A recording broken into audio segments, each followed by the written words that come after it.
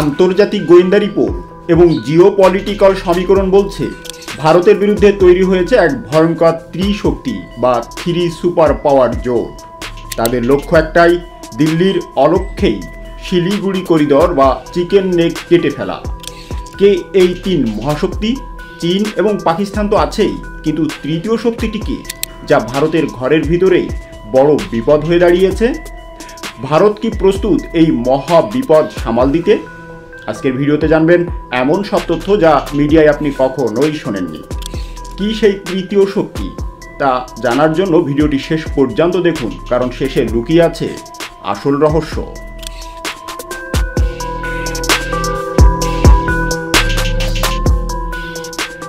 ভারতের মানচিত্রের দিকে তাকালে উত্তর পূর্ব ভারতের দিকে যাওয়ার পথে একটা খুব সরু অংশ চোখে পড়ে। দেখতে অনেকটা মুরগির ঘাড়ের মতো। সামরিক পরিভাষায় একে বলা হয় চিকেন নেক বা শিলিগুড়ি করিডর। মাত্র 20 থেকে 22 কিলোমিটার চওড়া এই একফালি জমি যদি কোনোভাবে ভারতের হাতছাড়া হয়ে যায়, তবে ভারতের মূল ভূখণ্ড থেকে চিরতরে বিচ্ছিন্ন হয়ে যাবে অরুণাচল প্রদেশ, আসাম, মেঘালয়, মণিপুর, মিজোরাম, নাগাল্যান্ড এবং ত্রিপুরা অর্থাৎ 7 সিস্টার্স। ভারত সম্প্রতি তাদের উত্তর পূর্ব রাজ্যগুলোকে মূল ভূখণ্ডের সাথে সংযোগকারী চিকেন নেক করিডরের নিরাপত্তা জোরদার করেছে।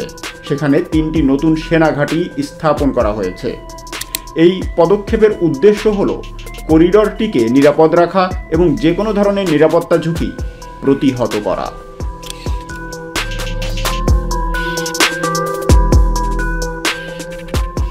চিকেন নেক আসলে কতটা সেন্সিটিভ?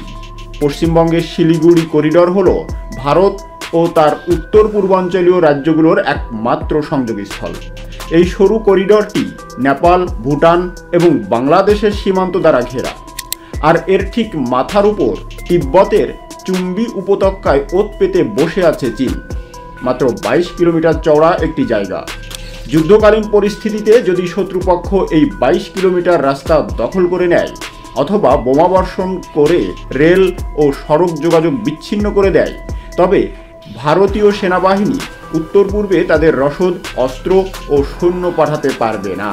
আর ঠিক সেই সুযোগেই অরুণাচল প্রদেশ দখল করে নিতে পারে চীন। এটি কেবল কাল্পনিক ভয় নয়, ইতিহাস সাক্ষী 1962 সালের যুদ্ধে চীন এই এলাকায় কতটা কাছে চলে এসেছিল। আর আজ 2024-25 সালের প্রেক্ষাপটে দাঁড়িয়ে পরিস্থিতি আরও জটিল।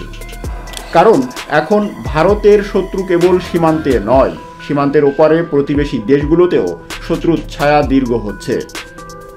চিকেন নেকের দিকে তাক করা প্রথম এবং সবচেয়ে বড় মহাশক্তিটি হলো চীন।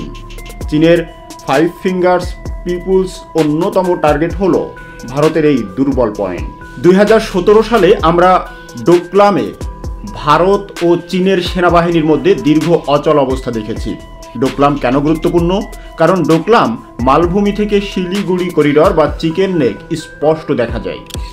চীন যদি ডোকলামে তাদের নিয়ন্ত্রণ প্রতিষ্ঠা করতে পারে, তবে তাদের আর্টিলারি গান বা কামানের রেঞ্জের মধ্যে চলে আসবে ভারতের এই লাইফলাইন। চীন খুব কৌশলে চুম্বি ভ্যালিতে ব্যাপক ইনফ্রাস্ট্রাকচার বা অবকাঠামো তৈরি করছে। চওড়া রাস্তা, হেলিপ্যাড এবং মিসাইল মোতায়েনের ব্যবস্থা করেছে। তাদের উদ্দেশ্য পরিষ্কার, যুদ্ধের শুরুতেই ঝটিকা অভিযান চালিয়ে শিলিগুড়ি করিডর দখল করা। একে সামরিক ভাষায় বলা হয় সালামি সিলসিং বা একটু একটু করে ভূখণ্ড দখল করা। চীন জানে ভারতের সাথে সরাসরি পূর্ণাঙ্গ যুদ্ধে তারা সুবিধা করতে পারবে না, তাই তাদের লক্ষ্য ভারতের এই ঘাড় মোটকে দেওয়া। দ্বিতীয় শক্তিটি হলো পাকিস্তান।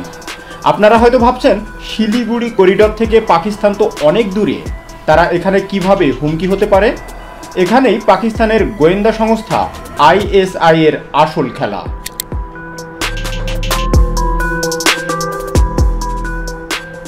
সরাসরি সীমান্তে যুদ্ধ না করে পাকিস্তান বেছে নিয়েছে প্রক্সি ওয়ার বা ছায়াযুদ্ধের পথ।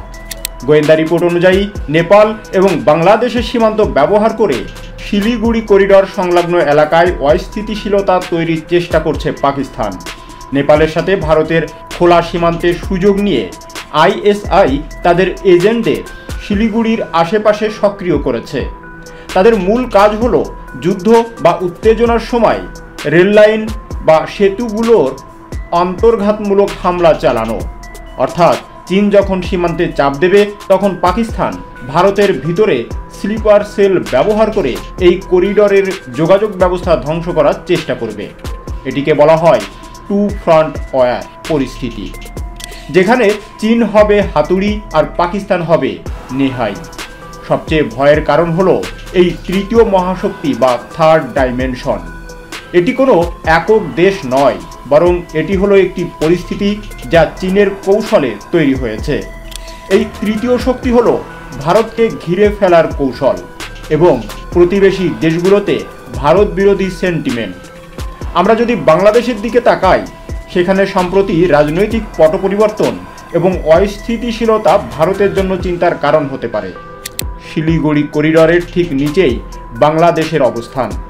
অতীতে ভারত ও বাংলাদেশের বন্ধুত্বপূর্ণ সম্পর্কের কারণে এই দিকটি নিরাপদ ছিল, কিন্তু ভূ রাজনীতিতে স্থায়ী বন্ধু বলে কিছু নেই। চীন এবং পাকিস্তান যদি কোনোভাবে প্রতিবেশী দেশগুলোর ভূমি ব্যবহার করার সুযোগ পায়, তবে ভারতের চিকেন নেক 3 দিক থেকে অবরুদ্ধ হয়ে পড়বে।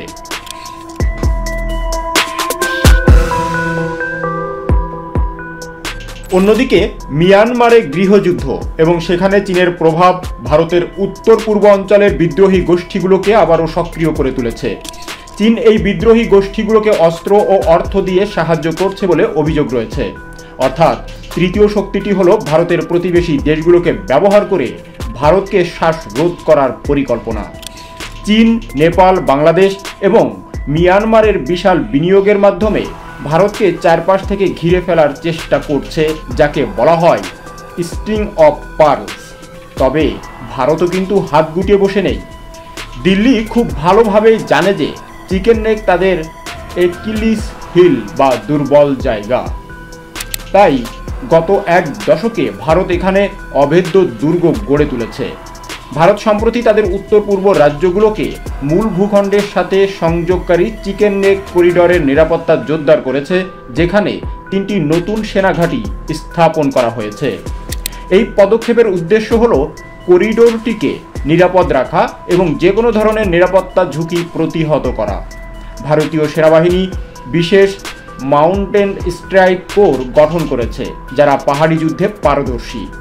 এদের কাজ ডিফেন্স করা নয়, বরং আক্রান্ত হলে সরাসরি চীনের ভূখণ্ডে ঢুকে পাল্টা আক্রমণ করা।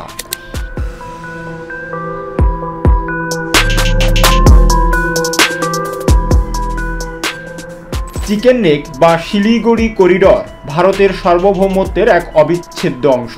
চীন, পাকিস্তান এবং আঞ্চলিক অস্থিতিশীলতা মিলে যে 3 মহাশক্তির হুমকি তৈরি হয়েছে তা অবশ্যই উদ্বেগের। কিন্তু আজকের ভারত 1962 সালের ভারত নয়। কূটনৈতিক বুদ্ধি এবং সামরিক শক্তির সংমিশ্রণে ভারত তার এই চিকেন নেককে এখন লৌহ গ্রীবায় পরিণত করেছে।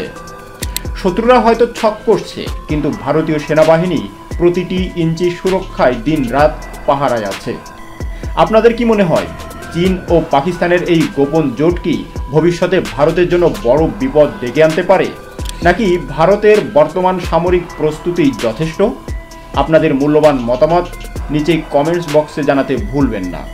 আমাদের চ্যানেলটি সাবস্ক্রাইব করুন এবং এই ধরনের আরও গভীর বিশ্লেষণমূলক ভিডিও পাওয়ার জন্য চ্যানেলটি সাবস্ক্রাইব করে পাশে থাকা বেল আইকনটি প্রেস করতে ভুলবেন না। খুব শীঘ্রই দেখা হবে নতুন কোনো আপডেটেড বিষয় নিয়ে। ধন্যবাদ।